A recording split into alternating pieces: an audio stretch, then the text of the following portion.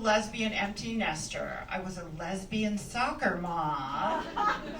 And before that, say it with me, I was happy.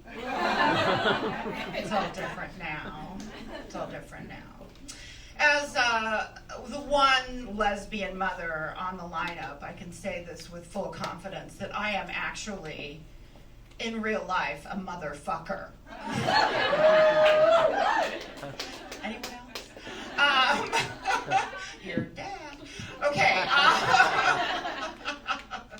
Did you guys hear, like seriously, J.D. Vance wants to monetize motherhood. So if you produce a human baby, you get $5,000. Now, as a lesbian and, a hardcore progressive, you might assume that I would be against that. I am all for it. Because after everything I've been through for 23 years, at this point, I'm hoping for reparations. You know what I mean?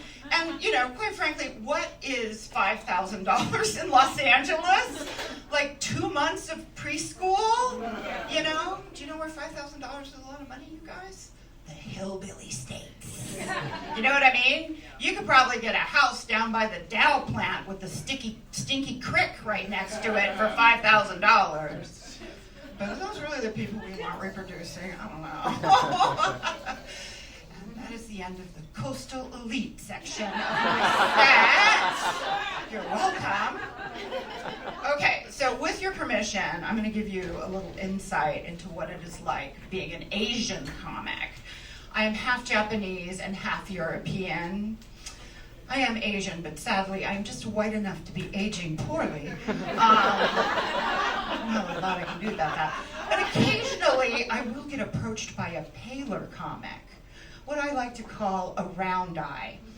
And, this guy will come up to me and he'll go, "Mary, I have written this Asian joke, and I do not wish to be canceled. So I am going to run it by you, and you're going to tell me whether it's cool."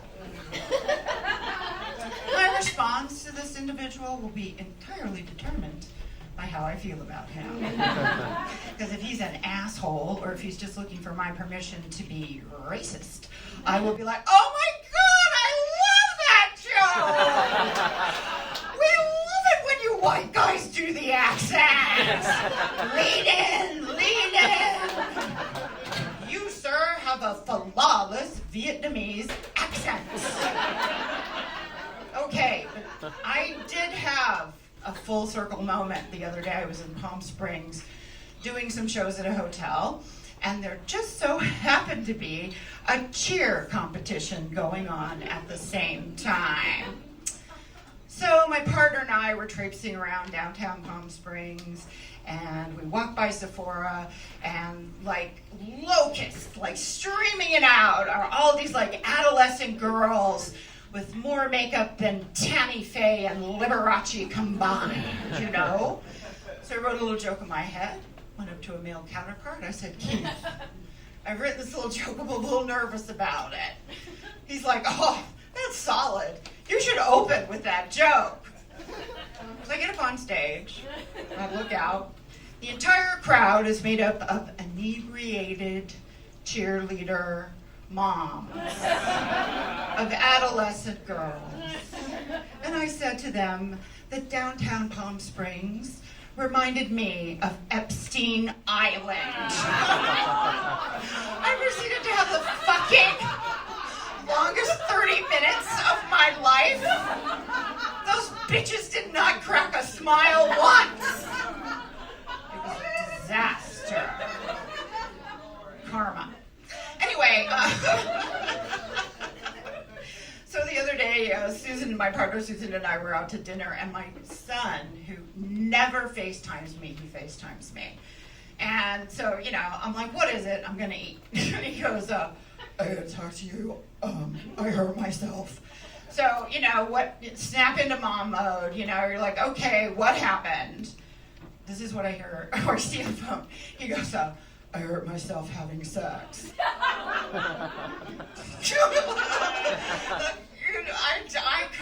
I didn't do that. Okay, I just started laughing, and I go, "Oh my God, well, how bad is it?" And he goes, well, I tore my foreskin having sex.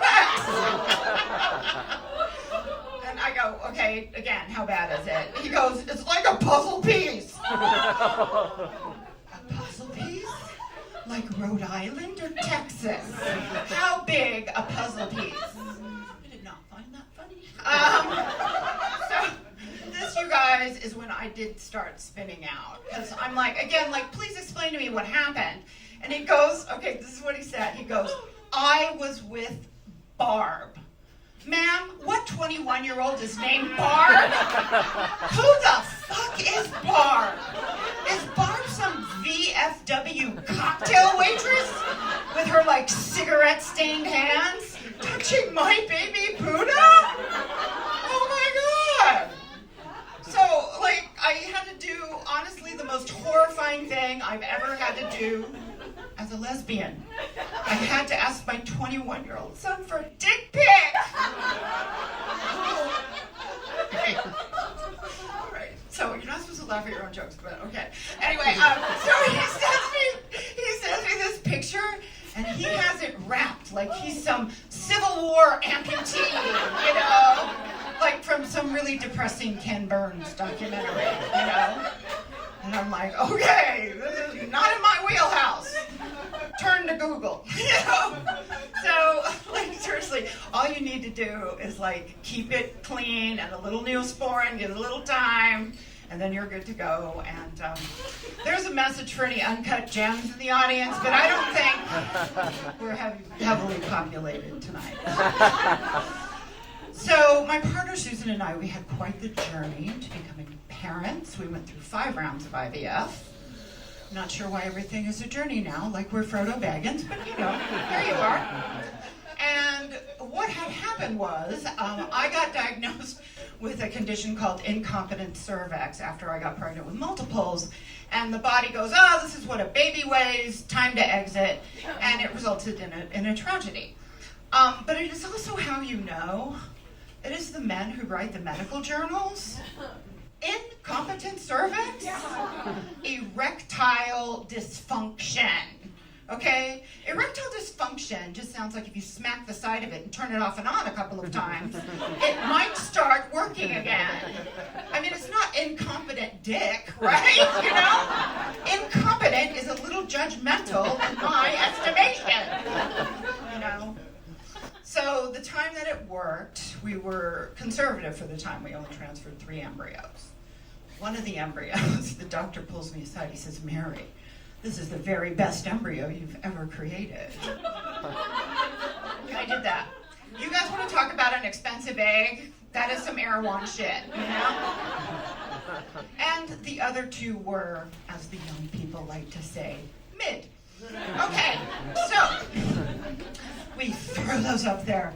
We hoped for the best, went back for an ultrasound, and it was at this point we were in big trouble, okay? Because every one of those embryos implanted and 2 split. Are there any Asians in the audience? Can you tell me how many that is? I'm not so good at the math. Okay. I was pregnant with a basketball team. I'm an Asian, love bargains, 5 for 1, not what I was after. Really, the truth of the matter is I would not have survived delivering quintuplets. And if any of those babies had made it, I probably would have left 1 or 2 in a hot car at some point. Is that the line? Ooh! Yeah. You remember the motherfucker joke from earlier? That was me. Okay. Anyway, so because I live in California, I had access to tremendous reproductive health care. I had, unlike a third of our sisters around the country, by the way, I had a procedure called a selective reduction. It's a very precise abortion. They do it with an amnio needle. Because of the timing, they did it on Halloween. And they strapped me to this table that rotated 360 degrees.